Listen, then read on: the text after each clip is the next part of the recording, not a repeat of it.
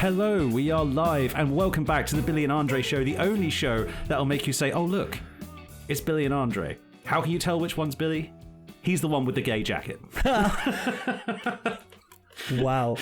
I'm so glad you laughed like a little bit too hard then, and then you felt bad about it, and now you're trying to control yourself, and it's very funny.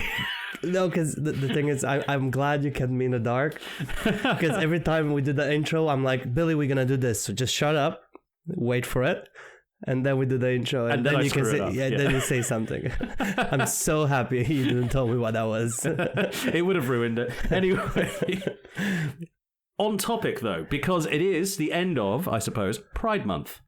Oh, it is. Yeah, it is. By the time this thing comes out, it will be on the very end of Pride Month. So I thought, in the interest of, the gays, let's have a little bit of a conversation about some gays that you might not be familiar with. Gays from history. Ooh. Yes. Now, I should say, full disclosure, I am quite, apparently, I believe I've mentioned it on this show, and most of the people who know me in real life know, I am a B from the LGBT. No. You're bisexual, Billy. Yes. We couldn't tell. You couldn't tell by my obvious, gay way of dressing and my, repeated mention of attraction to men. Anyway. Nobody knew. That's true. But, a lot of things, a lot of the stuff that's said about LGBT, I don't really like the acronym, the alphabet soup. They do get longer and longer That's the thing. It keeps getting longer and it keeps getting worse and more difficult to say. So I just prefer the term queer. It's a reclaimed slur. Yeah. Fuck you. We can say it now. But is the word queer still considered a slur? It wasn't basically until I was in my 20s, and then at some point it switched. And no one's entirely sure when. LGBTQ, the Q is for queer, right? Queer, yeah. But it also could stand for questioning. Some people say it stands for questioning. So, it's... So they still haven't made up their mind. Yeah, so I just prefer the term queer. It's an umbrella term. It covers basically all of us. So, it works. And, So off-subject question. Well, sort of on subject. Couldn't they just make a council of the gays, so then they can actually decide? No, genuinely get Elton John involved, and then just sort all of this out. I'm pretty sure they can. That guy just wants to write for The Lion King and suck dick, man. Leave that man alone, Wow. It was quite funny. Stephen Fry did a really good documentary ages ago called Out There, where it's about gay people in different countries and whatever. But he was talking to a guy who was Elton John's husband, and he said, well, I had to come out to my parents, and it was kind of a double whammy, because it's Mum, Dad, I'm gay. And also, I'm in a relationship with Elton John. So the parents were like, oh no, Elton John. Oh yeah, well, maybe get some free tickets. I love that Saturday night song. That's a good song. But anyway, people like to, one of the big things that people say about LGBT, especially the T's, let's be honest, especially trans people. Oh yeah. A lot of people sort of pretend that, being queer is sort of a new thing. It's modern society. Oh, it's just a fad that some people made up. And that's just factually fucking untrue. Gay and trans people have been literally littered throughout history. The reason that a lot of people don't know about, certain gay people from history is historians, being historians and therefore massive prudy nerds, like to say, oh, well, she lived with a female companion in a house in the woods for 27 years and never married or had children. That kind of gives it away. Yeah, they were just living together.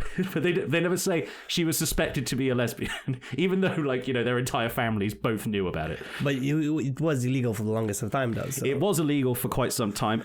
Britain was actually one of the first sort of, major Western countries to decriminalize it. Yeah. Yeah, in the 60s. We talked about it before, briefly, during our Corrupt Politicians episode. We did, actually. Yeah, we did. We'll get back to that in a second. There's lots of, famous gay people that people are pretty familiar with. Sappho, obviously. That's where the word sapphic comes from. Ancient Greek poet. Wrote, poetry as long as your leg about how beautiful and sexy women were and how much she wanted them. It's kind of great, and it's kind of grand and epic in that way that Greek poetry is, but it's also just focused on one woman's leg. That was the beauty of Sappho's poetry. Can make a tiny thing into something massive. The Greeks were a lot more open about being gay. Yeah, they had a whole different system of categorizing it. They weren't as sort of stuck up. Well, stuck up, I don't think is the right word. They weren't as judgmental as where you want to put your affections. No. Actually, they kind of were in a weird way. A lot of the Greek philosophers actually sort of like cussed each other out for sleeping with too many women. Oh, because it was. Well, they were jealous they didn't sleep with enough men. They thought in order to be like to their ideal society was one where men wore light togas. They walked around discussing philosophy and reality and shit and triangles and mathematics and engineering. Yeah. But I think everything that was made Greek was with wine and sex involved. Yeah, basically. It's part of their culture. I mean, they don't embrace it the same way nowadays because they're men. Which, funny story. Well, it's not necessarily funny, but it's funny to me. So I met, when I was still living in Cyprus, I met this one dude. Don't want to say his name. He was from the Sparta region, from Kalamata. Right? So he's a Spartan. He always I'm a Spartan. I'm a real man. I mean, he wasn't bad looking. He stank, but he wasn't bad looking, right? I'm Spartan, so I live by the Spartan. So he was never fucking washing. But here's the thing, right?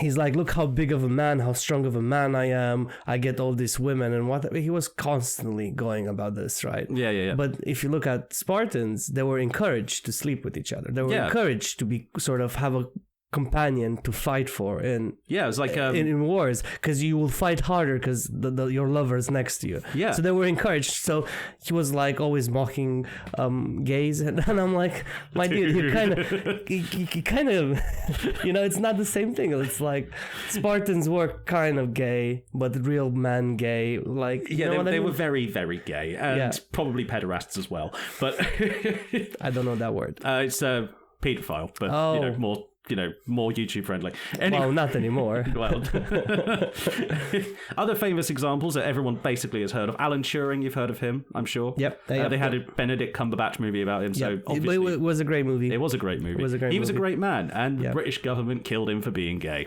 Yeah. Well, they gave him a choice according to the movie. Well, the choice was, chemically castrate yourself so you'll never feel sexual desire again, or go to prison forever. So he went with the castration, immediately regretted it, and ended up shooting himself. I believe he shot himself, I'm not sure. Yeah. But yeah, he killed himself. And it was the British government's fault, so fuck you, post-war British government. I mean, and current government, but hey. And current government, but for different reasons. Also, Leonardo da Vinci. People don't talk about this one very much. Well, you reckon Leonardo da Vinci was gay? He was thrown out of, I believe it was Florence, for having sex with the mayor's son. Basically, he got caught with them. Yeah, because everyone knew about Leonardo da Vinci. He was a famous man about town. He invented things. He did really good paintings. He was an art. He was I always an arts thought guy. He's just a sort of a Casanova, where he just slept with. He loved him some man ass. I'm sorry. He just loved him some specifically the son of a noble. Probably. He might have been bisexual. Because the line gets a bit blurry. There are stories about him sleeping with a lot of women. There are. But also men. But also lots of men, yeah. You don't get chased out of Florence for, where you've made your home and you're coming up with all these inventions and painting the Mona Lisa for nothing. You must have pissed somebody off. Fair enough. I mean... Yeah. Or possibly pissed on somebody. So, wow, dude. I don't know what his predilections were. I did not expect that from this episode to go in that direction, but let's just embrace it. Any fan artists out there, draw that for us. Thank you. Anyway, getting you involved in that, or? No, it's fine. Okay, cool. People don't know what I look like, so it'll be a bad drawing anyway. I'll post a picture of you just for a brief second, just flashing. just here. Oh God, don't draw me flashing, Jesus. But anyway, it sort of brings me along to my, you mentioned, very important, and speaking of important men who are bisexual, the first person I'm going to, sort of look at in depth is a guy that's very, very important, critically, basically, vital to the 20th century going the way that it is. Very, very famous. Very, very, sort of commonly known if you take the right subjects at school. I'm pretty sure Putin has done some men. Come on. I mean... KGB. Yeah, in the 80s when it was, open, Male ballerinas were allowed again, Shit like that. Sorry for interrupting. No, the man I'm talking about is not Putin. He's not currently committing any genocides. His name, well, he's dead. His name was John Maynard Keynes. Have you ever heard that name before? No. John Maynard Keynes is one of the most important men to live in the 20th century, and the reason for that is because he was an economist. a very, very influential economist. If you hear the name Keynes, you usually hear it in the terms of Keynesian economics. Okay. What Keynesian economics is before, the end of the beginning of World War II, really, there was the theory was sort of laissez-faire. The market will somehow make everything better for everybody. It will make sure that everyone's got a job. And then 1929 happened and proved it was complete bollocks. Yep. So John Maynard Keynes basically came up with this revolutionary idea of using the government, right, to make people's lives better so they can spend more money on things to buy. I mean, yeah. You'd think that was pretty easy, right? I mean, listen, if we look at anything in the past and we look with current vision, we're like, yeah, that's obvious. Yeah. But when you are living those sort of times when you don't know better, I mean, because hindsight is 20/20. Is that the saying? Also, the people in charge of the economy back then were rich, so it was in their best interest to not know better. People that in charge of the economy now are rich, man. True, because we abandoned Keynesian principles in 1979. Oh, yeah. I think we messed up. We kind of did. Basically, Keynesian economics is sort of like capitalism except working. Like, the government stops people from forming monopolies and, being too much of a shit to their workers so that people Isn't that Reagan's fault? It was Reagan, Thatcher, and a bunch of economists who all hated Keynes with a fucking passion. Like, they despise Keynes. Yeah, so... the concept of cyberpunk, right? We're going to geek out for a minute. Yeah. All right. So the whole concept, the guy that wrote, there's a certain book about cyberpunk, the first one that actually brought this. Huh? I can't remember the name of the book. It's all based on whatever Reagan did. So he looked at whatever Reagan did, like being like, oh, let big companies buy small companies. It's fine. As soon as that happened, he started writing cyberpunk on that principle. And look where we are now. Exactly.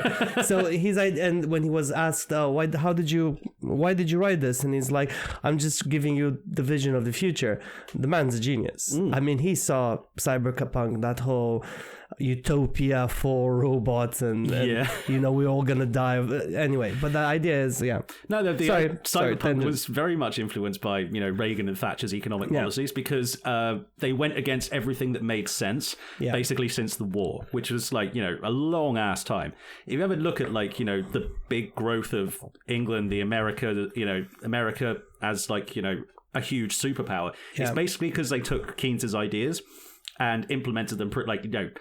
If you're wealthy, you're going to give up quite a bit of your wealth, but people are going to be able to afford to buy your shit. So if you make shit for a living, then you do well. If you, say, for example, invest in stocks for a living, you do slightly less well.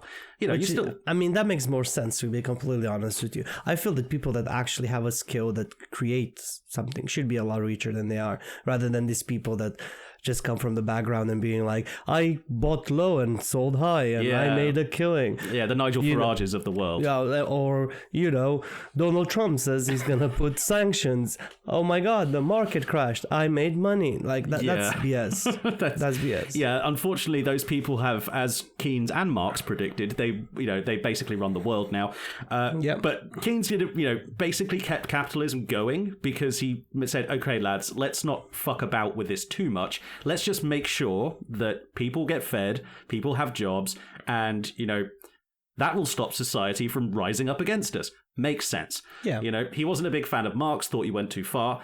So Keynes thought, all right, here's a happy medium. He was a fusion of ideas kind of guy. He was also a massive slut for dick. He really was. Listen, if you continue to swear, I don't think we can post this. I'm pretty sure saying that is fine for YouTube. If I'm wrong, may YouTube strike this podcast dead. And this was the last shit, demonetized. Fuck. We're not monetized anyway. It's fine. Yeah, you can still say whatever you want. You can still say whatever you want. I can do whatever I want. I've got a microphone. But yeah, when I say a massive slut, I do mean massive. We have proof of this because he kept sex diaries. Oh. He was an economist, man, so he kept statistics. No way. Yes way. There were two separate diaries. The first one contains, names. He was part of of a sort of loose affiliation of Cambridge graduates called the Bloomsbury Group. You would recognize them today. I mean, it's hard to explain them like what they were back then, but today we would recognize them as a dysfunctional Twitter polycule. Well, no, isn't the Bloomsbury Group as all those massive rich people? They were rich. I mean, it's like an investment group now. But back in the 1910s, it was just a bunch of guys who went for drinks together, including people like Virginia Woolf, her husband Leonard Woolf, both of the Strachey brothers, who became like really important writers, lots of painters and artists, and Keynes basically shagged all of them, except for the women. Whoever was willing. Yeah, basically. And he wrote every time that he did so, even if it was just a random hookup with somebody he didn't know the name of, in a book, in his diary. And did somebody publish his diary? No, but it was found by a group of, I believe, Christian historians, funnily enough. And they went through it trying to decipher it. The first one was written with like names and, the big male love of his life was a painter called Duncan Grant, a Scottish painter of some renown. He's sort of fallen out. He was like part of the post-impressionist movement, where it was like, that interwar period of like really, really interesting art shit going on. He was one of those guys. And very, very good-looking man. John Maynard Keynes was not a good-looking man, but apparently he was kind and wily, or whatever that means. Kind and wily. Yeah, basically he was pretty good at getting into people's pants. And so it was smooth. He was smooth. He was probably smooth as butter. Yes, he was, and a proper British gentleman as well. Of course. When I say that, like you reckon he was the kind of guy that knew which fork was used for what? Oh yeah. He was quite well off. His dad was an economist as well. Like he was quite important in the government. So John Maynard Keynes actually went to Versailles for the Treaty of Versailles. He was invited along as a representative of the Treasury. For some reason, I don't know why they did that. But even as quite a young man at that point, he got into that position. So he obviously had some connections. Yeah. That, or maybe he was really smart. He was also really smart. I said maybe he was really smart. He sort of accidentally, sort of changed the entire face of economics. So that makes you a little bit smart. Yeah, he was pretty fucking smart. But yeah, he kept diaries of all of his sort of lovers and had dates by them, just so he could sort of organize. He did go through a dry patch between 1903 and 1905, where very few names were recorded. So there were still names recorded, but very few. There were, less. That's not a dry patch. Well, that's just slowing down for a minute. Yeah, well, he did slow down for a minute. I assume to pass his exams or something. I don't know. Maybe he had to study for once. Well, I think that's when he was getting his like graduate degree in economics or something. So probably that's when he needed to slow down. I am sorry, I can only stick it to you between this hour and this hour because I need to study. Yeah. I have 2 exams coming up, sorry. Yeah, they're quite important. They determine whether I get let into the government. But yeah, most of the names that sort of come up multiple times on this list, were people from the Bloomsbury Group. People, basically his group of friends that he was shagging his way around. I'm surprised that wasn't hidden the same way they did with all the other lists. What was his name? Were you thinking Schindler? No. That's a completely different topic. I was not going in that direction. And what's his name? Not Schindler. The one that he killed himself in a prison. Epstein. Oh, Epstein. I'm surprised that nobody in power tried to actually hide that list. Yeah, because it's like their right? 4 parents are gay, so they're like, no, this is the 1980s. We can't accept this being any gay in our family. I don't know why I put that accent on. It's a weird sort of mix of American and anyway. But yeah, it was actually like in the 1910s, like I've told you before, like lots of rich people were, fucking each other blind in bloody, boarding school or whatever. So it was kind of just sort of normal for the aristocracy. If you were a poor person, you would get legally fucked by it. Oscar Wilde, the reason, he went to prison for being gay, the reason he went to prison for being gay was because he had sex with the wrong person's son. Then tried to deny it by saying, oh no, he was terribly ugly, which probably pissed him off even more. No, I don't deny the fact that I'm gay. I deny the fact that I slept with you. Yeah, It's basically. like my problem is not with the fact that I am gay. Yeah. My problem is with you. Literally. Oscar Wilde was like, thought he was untouchable, but he was not, it turned out. 2 years hard labor for you, Oscar. Oh, bless him. So, as he became sort of more famous, John Maynard Keynes decided, okay, right, I can't just keep like a book of evidence of a crime, because it is still a crime, and evidence of crimes is sort of lying around. So he started to do the same thing, but with codes. And he stopped putting names in there. He started doing basically a statistical tally of how many times, and no one to this day can decipher what the fuck he was talking about, because it's all just like single letters. It's like B, which could mean blowjob, could mean butt stuff, who knows? C, that could mean coitus, it could mean cocksucking. This is the problem that we have here. We can't decipher the code because he's dead. Oh, I love it because I'm going to have to listen to all of this all over again. Just listen to you. You have to listen to me say these words. Your good friend. How does it feel? Yeah. Oh, trust me. Don't worry. We get off the gay shit at some point. Just not in this episode. Not in this clearly. Episode. No. But yeah, as a typical economist, Keynes kept so much data on his own sexual exploits. One of his lovers, the biographer Lytton Strachey, they were occasionally lovers, and they were also love rivals for the same man, whose name was Arthur Hobhouse, who was a very, very, he was a politician. He sounds gay. Yes, he was a very, very pretty gay politician from the Liberal Party. And John Maynard Keynes was right in there. And it made all of his friends jealous, and they stopped talking to him for a while. Wow. It's fucking Mean Girl shit. This is what I mean by Twitter polycule. You're like, no, I can't believe you went and you slept with him. I find that problematic. Yeah. And I believe that he is a chaser. And how can I look him in the eyes next time I see him? Yeah. This is impossible. Yeah. How dare you steal the love that I was trying to steal from you? The funny thing is, how do we, this is all stuff with men.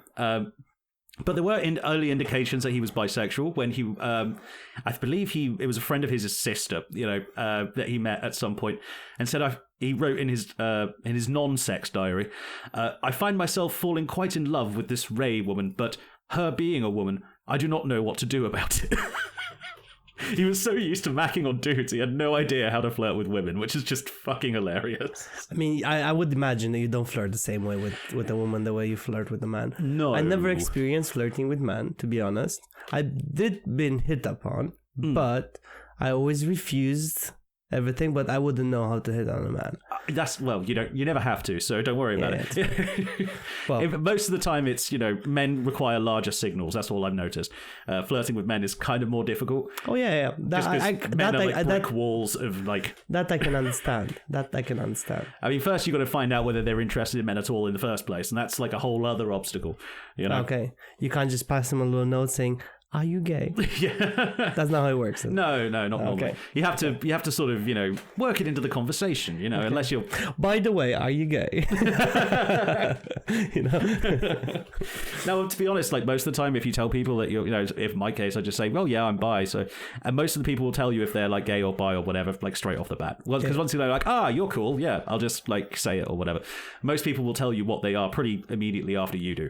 You know? Like as soon as I say I'm bi, most guys go, I'm straight. I didn't react like that, Billy. No, I'm joking. Not you. I'm just mean, most people. Yeah. I'm talking about when I was a lot younger here. It's actually a lot better out there than it used to be. Oh, fair enough. You get less, middle-aged men showing up in gay pubs going, you gonna try and flirt with me? Oh yeah, like that. Yeah, that I never got. Why are they even there to begin with? I have no fucking idea. I know why I go to a gay club, right? It's a good fucking time. Yeah, if you want to see a good show, it's a good fucking time. I love that. I love a good drag show. Yeah, you can ask Carolyn. I always love a good drag show. Lip syncing. You have horrible. The worse the lip syncing, the better it gets. Yeah, I just enjoy it so much. You have no idea. I had some good times in gay clubs. Yeah. I had bad times in gay clubs. So most of the bad times I've had in gay clubs have been with straight people. That's mostly the problem. Because this one dude in particular I'm thinking of, he would not fucking leave me alone. He just kept insisting on having a conversation with me despite the fact that he was obviously homophobic. And I'm like, dude, like, what the fuck are you talking? Like, I'm just Why are you even here? Yeah, I'm just getting get some out. beers and trying to flirt with this barman who is very attractive. Can you please leave me alone? Then the barman was just there being like, oh, you better tip me. I'm just saying. I think I did. Oh. Anyway. Isn't your missus listening to this? Oh, come on. That was like 15 years ago. It's fine. Okay. my missus knows, man. Come on. Okay. Anyway, John Maynard Keynes eventually, even though he was attracted to women, he never really found a woman for him until in 1921, I believe, he met a famous ballerina, fell almost immediately in love, and they got married in 1925. He came out straight. Basically, yeah. He was the rare straight curious gay man, which is very rare indeed. You don't see that every day. By all accounts, they were very much in love. The sex diaries stopped there because he wasn't like going out for random hookups anymore. And then he became the most important economist of all time. Quite a fucking life, you know? Yeah, I mean, to come out straight, not many men can say that. No. I came out of the closet and I'm straight. I imagine he had a lot of explaining to do to his former lovers, including especially Duncan Grant, who he described as the most beautiful thing that God ever created. And Actually, I'm going to Google him. yeah, he's a very pretty man. Okay, He's I'm a going to very Google pretty him. man. You keep going. I just looking at the Google a gay man. Fun fact, Duncan Grant was actually best man at the wedding. Which I think is kind of cute, you know, like inviting your ex-boyfriend to be your best man. It's Well, just I mean, how cool is his wife? Though? Oh yeah, well she was a ballerina, you know. They're famously flexible. All right, I get it. I get what he saw. Yeah, you're seeing it. Yeah, look, It's- that's like Edwardian British perfection. Look at that, man. Look at that chin. Yeah. You can take that chin and cut glass with it. It's really nice. And you could make a Greek sculpture out of him. Yeah, he was like that. Yeah. He's look at that. Okay, cool. Let's continue. Yeah. before both of us end this as buys. Now, not to leave the women out, but did you know that America once had a gay first lady? No, I did not. Is it No. recent? Tell me it's recent. It's more recent than you think. Okay. It's not Melania Trump. No, Okay. as far as we know. Well, To be fair, Melania's probably like just. I'm not sure what her taste is, but it's probably not Donald Trump. no, her taste is money. Yeah, her taste is green. Yeah, so she's fine. She settled for orange, but she likes the green. So you may be asking, you know, or people in the audience may be asking, isn't the first lady always the wife of the president? You know, how do you have a gay person married to a man? Like, was there like evidence or was there a scandal? No. The disappointment is great. I just wanted drama. I know. Well, there is drama to be had. Don't worry. Okay, cool.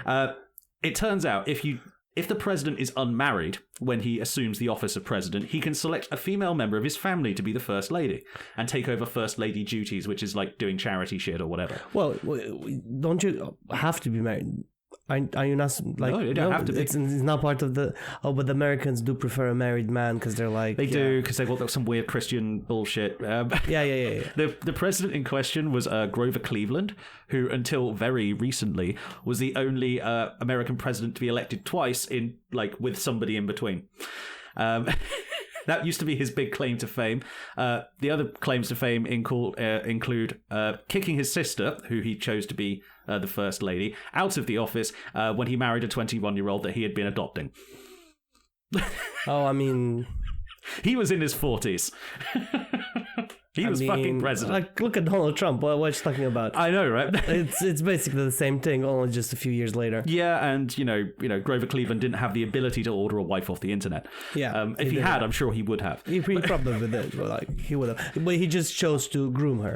Yeah, basically. It's the 1890s, so I suppose it would have been a postal order, maybe. It's like, freight train. Would you like that IKEA style? Flat pack assembler. Yeah. Would you like to assemble it yourself? Just put your child bride together using Wow. Phillips head screwdriver. Oh god. Anyway, so Grover Cleveland's sister Rose, her name was Rose Elizabeth Cleveland. She was only first lady for about a year and a half before he finally decided to marry this girl. The girl that he was grooming. Yeah. During this time, however, she had met a lady called Evangeline Simpson or Eve Simpson. Yeah, she was about 10 years younger than Rose, But she was like, about like in her sort of 30s, hadn't gotten married yet, which was kind of rare for back then. Because she was too busy being groomed. No. This is a different woman. Okay, cool. This is not the woman that was being groomed. No. She married. What we're talking about. Okay, cool. Go on. That was the president. Okay. She, being free of the first lady position, Rose pursued this woman, and they had a relationship which lasted for about 6 years. They wrote beautiful love letters to each other, which were then published in a book very recently. It's a thick book, man. There's a lot of love letters, and they go on for a while. I wasn't able to get too many samples of the book to read, but I do have one quote which is quite interesting. Where is it? "You are mine, and I am yours. I shall be part of yours always until God tears us apart." Pretty nice. What happened then? God tore them apart? Yes. God tore them apart because Eve Simpson went off and married a priest. This was to the shock of everybody.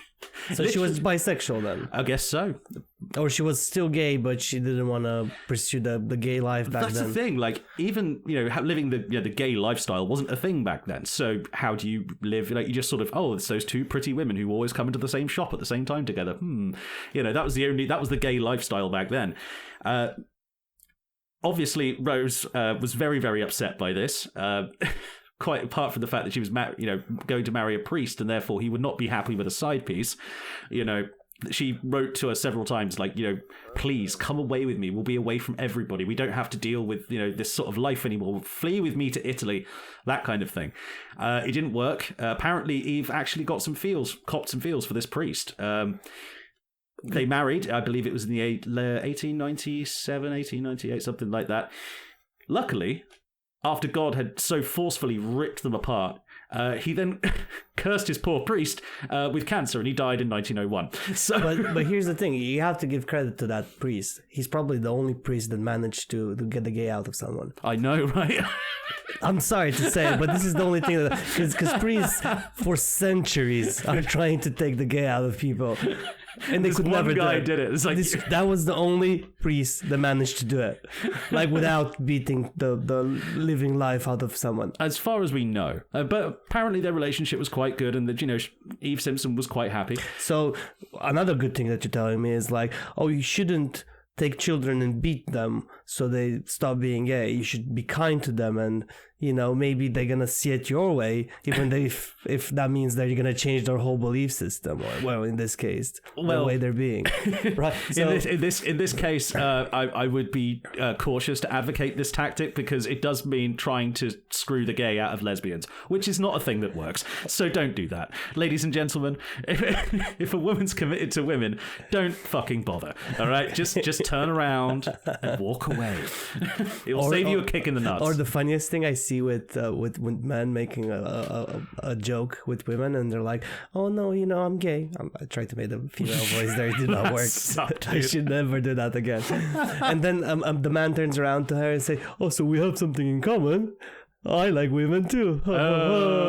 Yeah, that's an old joke. To be fair, it works better when lesbians tell it, just because they're usually blunter, and it just sort of comes across funnier for some reason. It's not, it's an old joke, but it works. Yeah, after the tragic death of they got back together. Of course they did. Good of course they did. Good for them. They were still in touch with each other, like writing quite formal letters without all the nicknames and all the cutesy stuff put in there, and all the massive declarations of love. But in the early 1900s, Eve Simpson's brother got sick, and he lived in Italy. So they decided to go to Italy together to take care of him and help him with his ill health. So that's what they did. So they became the two American ladies that lived together in Italy. Yep. Good for that. To be fair, Italy is not going to give a shit at this point. Let's be honest. Why would they care? Like it's Italy.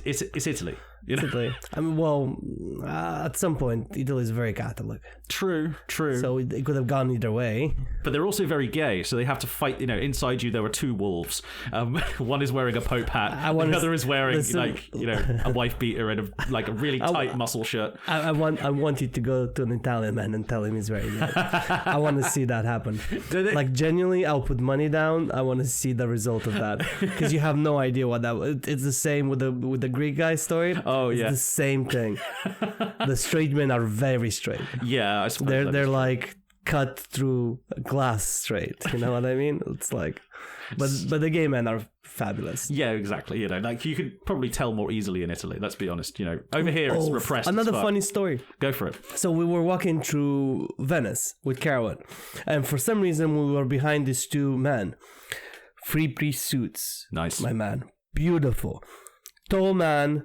Their attitude, you know, cigarette in one hand, just flicking away, and just walking down the street with purpose and no idea where they were going. They were smelling great, and I'm like, they smell gay. You could see them, like the way they were dressed, the way they were walking. I don't think she remembers the story because we were walking behind them for a while. In Venice, it's really easy to walk behind someone for a long time because you know you kind of narrow streets. It's narrow streets and they kind of all lead in the sort of same direction. So all lead towards the water. yeah, which is everywhere. And the gayest. I don't know why I'm bringing up the story. No, it's just like sometimes you can, you know, they're two blokes probably chilling after work, like, hey, I don't know, how's your dude, fit? but they were the gayest man walking in another direction in because you were saying Italians are gay. Well, Oh, yeah, to a certain degree. Fun fact: the British Empire before. I can't remember when this was, but it was sometime around the 1900s or whatever. They actually tried to put a ban on young men traveling to Italy because it thought that traveling to Italy literally made you more gay. The British Empire put out pamphlets about this. They were such idiots. Dude, like, gotta love the British. I don't. Anyway. Well, not in a love kind of way. You know, like, gotta love. You tolerate the British, and that's enough. That's all we need. That's what we're used to. Yeah, Rose unfortunately died in 1918 during the Spanish flu epidemic. After her death, Eve Simpson wrote, "The light has gone out for me. I fear it will never light again." Words to those effect. Basically saying that she was done, you know, with basically everything. But she lived for another 12 years. She wrote a book about how beautiful Italy was and dedicated it to Rose. Oh, but who wrote the book about their letters? The letters, they came. That was a book that was released, I believe, in 2014. It's quite a modern one. I'm trying to remember. I believe it was put together by a person whose name was also Elizabeth. Oh, it looks like I am giving you homework, looking things up on the computer. Don't worry, I got it right here. Do you? The new book chronicles. Where are we? Here's the name of the book: Precious and Adored: The Love Letters of Rose Cleveland and Evangeline Simpson Whipple, 1890 to 1918. Co-authored by Lizzie, close enough, Lizzie Ehrenholt and Tilly Lasky. Go out and buy it, guys. It might be an interesting sapphic ride if that's your kind of... If lesbian love letters from, you know, the 1900s are your things. I'll be good. I love the story, but probably not going to read the book. Poems are not your thing, I'm guessing. Well, they're slightly more difficult when you're dyslexic. I'm just saying, when everything rhymes, it's like... Just get, you know, a robot brain or something. I don't know. One day. Ellen promised us. Okay, let's go on. I wanted to round this off with a trans story from history, and there's there's a lot more of them than people think, you know, because there's been entire third gender sort of cultures in, you know, in countries all over the world, mostly countries that got stomped on by the European boot of colonialism. So most of the yeah, let's go and steal some people's shit. Yeah, but in the process of stealing their shit, we also wiped out a lot of cultures. That, you know, third gender cultures obviously being a part of it. The Native Americans had two-spirit people, people who were, you know, born of both spirit, both male and female. That was their way of rationalizing it. They had a specific caste in India. There was a Hydra. It was a caste of people who were like, they're born men, but like, you know, became women over time, you know, and they had certain social roles and things like that. I know one. Yeah. The geishas. They used to be men. They're men now. I think you might be thinking of now. Or an anime. No, I think they're men now, right? I don't actually know. I don't know. I'm not... geishas are very specific. You know, geishas are... Every time I say something about geishas, someone says, actually, that's not quite right. And I'm like, ugh. All right, I suppose you might have a point. So I never really looked into it. I know that the Philippines had a third gender culture, Fafafine or something like that.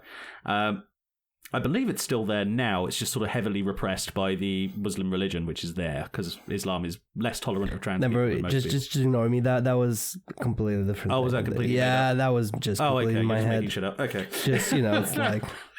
Because most people don't make it this far in the podcast, so I can make shit up here. Statistically, and we know this. Yes. You don't listening anymore, so that's on you. By the way, because surprisingly, a lot of people from Iceland listen to this, so... Really? Yeah, I don't know why, but thanks. Demographics, man. They're just cooler in Iceland. Yeah. It's just a cool country. Just two white men in a spare room are very cool in Iceland. To be fair, I would fucking love to go to Iceland. It's been on my bucket list for ages. Oh, dude, it's so expensive. I know, but it's just like, imagine hot springs... at night, northern lights showing up, you've got a cold beer, you're at it's a nice sort of 30, 35 degrees in the water, it's perfect, you're just like... minus 10 outside. It's minus 10 over there, but where you are, it's fucking 30 degrees, and you're like, yes, give it to me. Yeah. That sounds like, That sounds gay. Let's go on. Speaking of the gays... a lot of the stuff that, people talk about in terms of trans people, especially the news and the media and J.K. Rowling's tweets and all that. No. Mostly, yeah, she's insane. Mostly talks about trans women. The idea, men who become women, as it were. People find this idea horrifying and terrifying and unnatural and blah, blah, blah. Most people don't talk about the fact that it goes the other way. Most people don't talk about, women who transition to become men. Yeah. And... the thing is, because men were generally the people allowed to do history things, most of the famous people from beyond, at a certain point were men. Because if you were a woman, your job was not to do things; it was to have babies and then die in a field. So, if you're lucky, yeah, that's if you're poor. Some women would become socialites and things like that. But in terms of historical shit, women didn't get a lot of things to do until they got the vote. Trans men, on the other hand, were hugely important to history, and especially in this case, we're talking about Emilio Robles Avila, Colonel Emilio Robles Avila, born in about 1898, 1880, I can't exactly remember birth dates, but born the daughter, I should say, the daughter of a wealthy farmer, went and joined the military in 1911, wound up in the Mexican Revolution. So, if everything you ever think about, the stereotypes of Mexicans, big sombreros, the bandoliers of bullets, the rifle riding a horse, that kind of shit, that's all from the Mexican Revolution. And that sounds a lot like Mulan. It kind of is. Just Mrs. Dragon. But Mulan was actually a woman at the end of it. She sort of took the disguise off. Was like, I've just been pretending. Yeah. Because a lot of women did pretend to be men to get into the army. That's usually after they were discovered, they would go back to becoming women again. They would present more as women. Emilio did not. He transitioned at the age of 24 when he was already 2 years in the army, and he never looked back. Yeah, as soon as he got a taste of the army and warfare and running around doing oil deals for the government, he decided, you know what, you're going to call me, you're going to address me as a man, you're going to treat me as a man, and if you don't, I'm going to shoot you. And that was the philosophy he kept for most of his life. It's a good philosophy, to be completely honest. Because he ended up joining with the Zapatista army, or Zapata's army. Emiliano Zapata is basically a Mexican folk hero, except he actually existed. His ideas, there was 3 sort of sides fighting over the Mexican government at the time. There was the previous government that was still sort of there, the old imperialist style government. There was Pancho Villa in the north, who basically was kind of like a bandit king. He just went around wrecking people's shit, taking their stuff, and also invading America twice. Respect that. Yeah, he was a mad lad, and I kind of respect him. Yep. But Emiliano Zapata was from the south, where there was a lot of farmers. There was a lot of, indigenous people as well, because, the Mexicans are sort of a mix of the Spanish and indigenous peoples and whatever. But there was a lot of, oppression against those farmers because they were poorer. They were far away from Mexico City. They weren't really taken seriously. So he was pushing for, land reforms and for the people to take their land back, basically. Pretty badass dude. Unfortunately, he got shot in the back in 1919 at a bar and never saw the end of the revolution. Yeah, that sucks when people do that. It kind of sucks being shot in the back, yeah. But just look me in the eyes when you shoot me, at least. yeah, I know it would be better, wouldn't it? But Emilio kept true to the cause and kept fighting, and was eventually partially responsible with 300 men under his command because he was a colonel now. Well, instant promotion. Yeah, well, he got promoted by being pretty fucking good by the sounds of it, because he kept surviving lots of battles. He got shot at least 6 times in different battles. Nice. And managed to survive all of it. But yeah, he was eventually there in the final battle, the push that sort of overthrew the remains of the old government and ushered in the new one.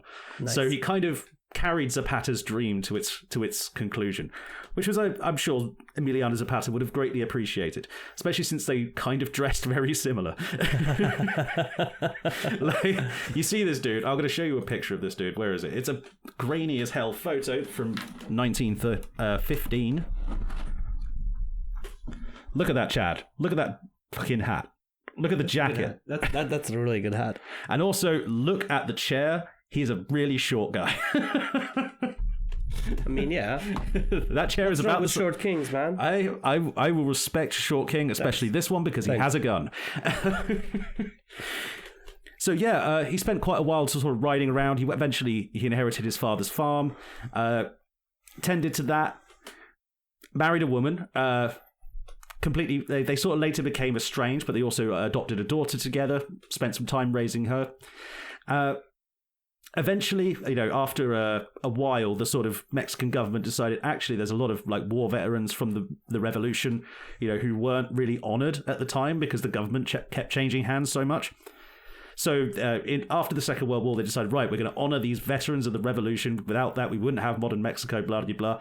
And that's how we know... That's how we know, A, that he basically spent he was a woman the entire time because he had to go for physicals. And, that's how they found out, oh, wow, yeah, you really did used to be a girl. Okay.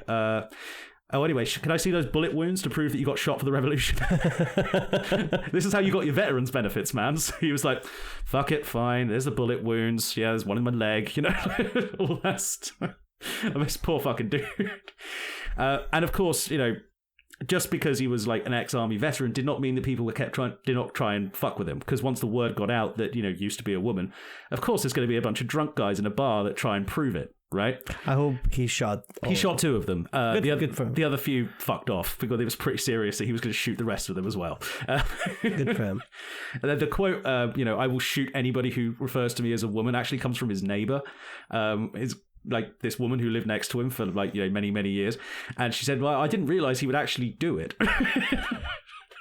That's kind of what she was like. Was like, oh yeah, well that makes sense. I suppose you did warn us. I mean, it was right there. Yeah, and it was it was Mexico, man. Like everybody had a gun.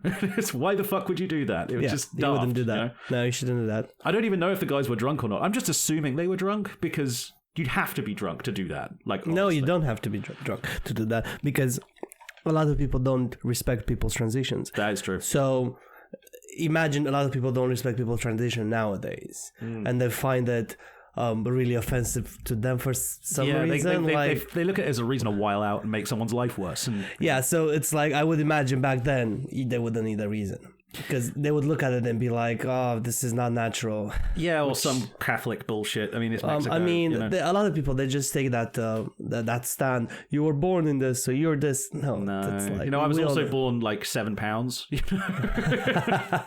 I grew up, man. I changed. Yeah. But yeah, eventually he got all of his military honors, and it's fun. Towards the end of his life, a sort of room, because he only died in 1984. He lived about 95, which is pretty fucking impressive, for That's back good. Then, managed to not die in any wars or of the flu, or he managed to dodge a whole bunch of bullets doing that. I mean, as soon as you go and live on a farm, you wouldn't worry about diseases anymore because you're like on a farm. Yeah, you're away from everything. Yeah, had his little house in the country, Villa or whatever. Fresh air. Yeah, fresh air. Food. Good, yeah, really good stuff. Like probably really good beef. Yeah, like big Mexican cows. Nice. Yeah. Now I'm thinking of steak. I'm hungry now. Okay. Just minor food distraction over. Yeah, there was one rumor, like towards the end of his life, that basically sprung up out of nowhere. It was rumored that on his deathbed, he asked to be dressed as a woman for his burial so he could commend his soul to God, and to be honored for his military service. Small problem with this rumor and how we know it's bullshit. He lost the ability to speak in the last year of his life. Yeah. So he wasn't saying shit. But who would care at that point, right? Yeah. He already lived his whole life. Yeah. Who cares? Yeah, exactly. I believe this was made up by like some weird conservative part of the church in Mexico or whatever. I believe this was made up. See, here's why I think everything that the church says is bullshit. I know this is way going off tangent. But here's the thing, right? The last pope that the Catholics had, that just recently passed away. Pope right? Frank, yeah. He did say there's nothing wrong with being gay because God's plan is God's plan. So because you're gay, that doesn't mean you shouldn't be a Catholic because you're gay. Which means if you're a Catholic and a homophobe, you're officially guilty of, what's the word?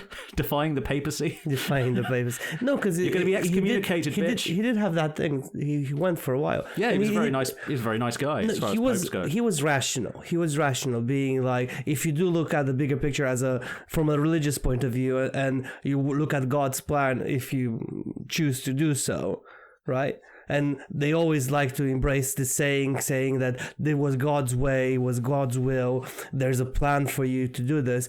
Then maybe being gay, it's God's plan. Maybe it is. I'm just saying, I'm just putting it out there. I'm not the Pope, but I'm just saying. It's but out God there. does not make mistakes. Yeah, he does. Yeah, the platypus. Yeah. No, it's not. Platypus is brilliant.